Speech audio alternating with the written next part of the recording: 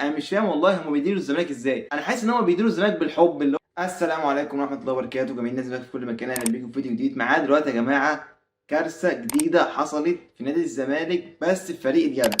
بيقول لك دلوقتي رسميا نادي الزمالك انسحب من البطوله العربيه. دي اول حاجه. تاني حاجه هنكشف السبب الحقيقي ورا انسحاب امير مرتضى منصور من منصبه في رابطه الانديه. هنبدا دلوقتي اول موضوع برابطه الانديه والكارثه اللي حصلت في رابطه. هنتكلم دلوقتي عن اول موضوع الكارثه اللي حصلت في فريق اليد.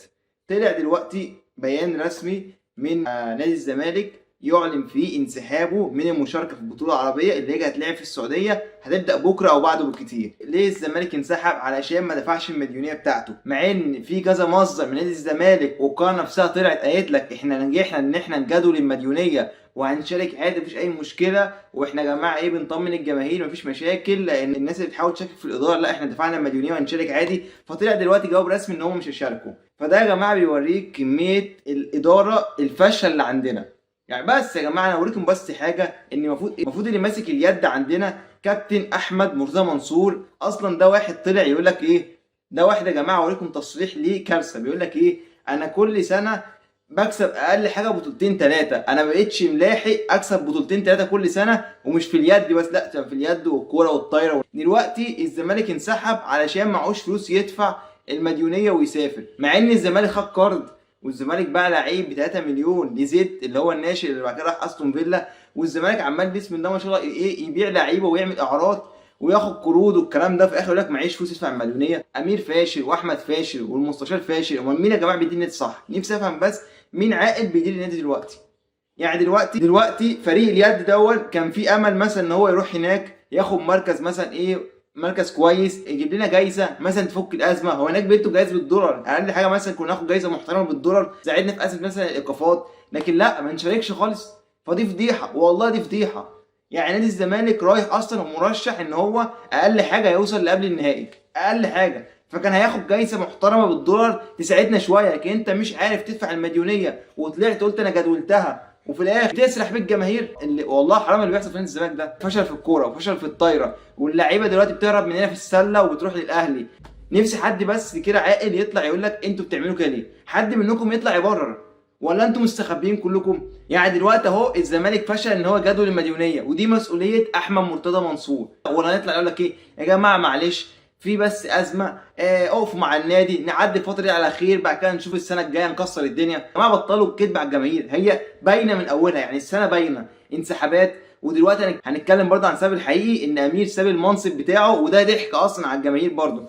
فدلوقتي يا جماعه بس احنا عايزين ناس بتفهم بتدير النادي لا اكتر ولا اقل. انت دلوقتي الناس كلها عارفه ان فريق اليد فريق محترم وممكن يروح يعمل حاجه، انت ضيعت الفرصه دي منه بسبب الغباء اللي بيتدار بيه الاداره. انا مش فاهم والله هم بيديروا الزمالك ازاي. انا حاسس ان هم بيديروا الزمالك بالحب، اللي هو الاداره عندنا مثلا مش قوانين وكده، لا الاداره عندنا بالحب، اللي هو يا باشا احنا هنقعد مع بعضنا نعمل قعده وخلاص، مفيش ورق مفيش قانون مفيش. ده انتوا كل يوم بتضيعوا هيبه نادي الزمالك عموما في اي لعبه عن اليوم اللي قبله. والله يا جماعه المفروض حد مسؤول يتدخل يوقف الحوار اللي بيحصل ده. ده انتوا كل يوم بتهدوا الزمالك عن الاول. طلعوا بقى قناه الزمالك يقول لك بكره احسن، السنه الجايه نكسر الدنيا، عايزين بس الناس تقف مع الاداره. الاداره شغاله ليل نهار ما بتنامش ولا بتصيف. والله يا جماعه حرام اللي بيحصل في نادي الزمالك ده يا جماعه. وهنتكلم برضو عن اخر موضوع امير مرتضى منصور، وبيقول لك طلع ان اعتذر عن منصب نائب رئيس رابطه الانديه او ممثل نادي الزمالك في بطوله الرابطه، وبيقول لك ان هو انسحب. هم بيقولوا كده، قناه نادي الزمالك بتقول لك ان هو انسحب.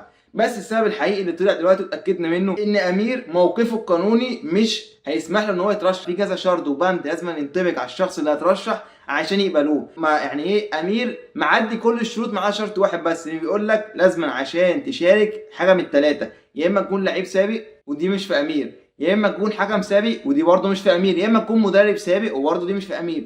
فده يا جماعه معناه حاجه من الاثنين، يا اما اداره نادي الزمالك بعتت وخلاص وهي مش فاهمه وده حوار، يا اما اداره نادي الزمالك كانت بتقول لهم يا اما امير يا اما بلاش. هم عندهم كده يا اما امير يا اما بلاش. وده برده غلط من المستشار. وده يا جماعه الناس تقول لك اتبعت من ورا المستشار محدش كان يعرف، وامير يقول لك انا ما اعرفش مين اللي بعتني اصلا. فدي برده كده كبيره عشان الورق دي ما بتطلعش الا بتصريح من رئيس النادي اللي هو المستشار اللي هو الرئيس الشرفي الرئيس السابق المعزول. ما اعرفش هو لازم يوافق عشان الورقه دي تطلع. طلع لك انا ما اعرفش مين اللي بعتني. فده المشكله لكن المشكله الاكبر ان انت بعته من غير ما تقرا اللوائح، خلتنا نخسر منصب في رابطه الانديه كان ممكن يساعدنا في حاجات كتيره، زي ما الاهلي بعت عماد متعب، واكيد عماد متعب هيساعد الاهلي في حاجات كتيره.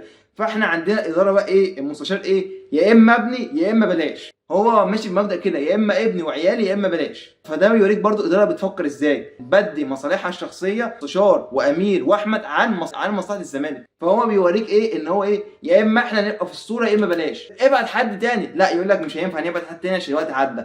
طب اقرا اللوائح قبل ما تبعت، لا هو امير يا اما بلاش. فده بيوريك ايه، بيوريك النجاح اللي ماشيه بيه عائله ال منصور كلها في اداره نادي الزمالك. يا جماعه ملخص حوار نادي الزمالك ان هو مش هنصلح حاله الا لما حد مسؤول يخش يعمل انتخابات عادله ومشي مستشار، يا اما مستشار يظبط الدنيا. بس انا اتوقع ان هو مش هيمشي، فاحنا مضطرين نتعامل معاك. فيا ريت بس تتعامل بضمير شويه مع النادي، تبدي مصلحه النادي عن مصلحه عيالك شويه، عشان نبدا نشم نفسنا شويه. احنا برضه مستنيين نشوف الكارد عملت بيه ايه، ما عرفتش تدفع بيه فلوس المديونيه بتاعت اليد، يا رب بس نلحق ندفع ايقاف القيد بتاع الكوره، عشان اصلا عندك 3 انذارات بايقاف القيد، كل واحد بيهم فترتين. فياريت نلحق ندفع عشان ما ننساش، عشان بالمنظر ده احنا هنقف 6 فترات انتقال، مش هنعرف نأيد لعيب في الكوره. يا ريت بس نلحق ونفكر، وامير يروح يدفع، عشان هو بيقول لك انا مركز في المحاماه ومش مركز في المحاماه، بس هو بيدير، بس هو برضه بيتفاوض مع اللعيبه كل حاجه، وهو برضه مركز في المحاماه ازاي ما اعرفش. بس يا جماعه في الاول وفي الاخر راي شخصي، واحد ليه راي تاني، كنت مفتوحه. والسلام عليكم ورحمه الله.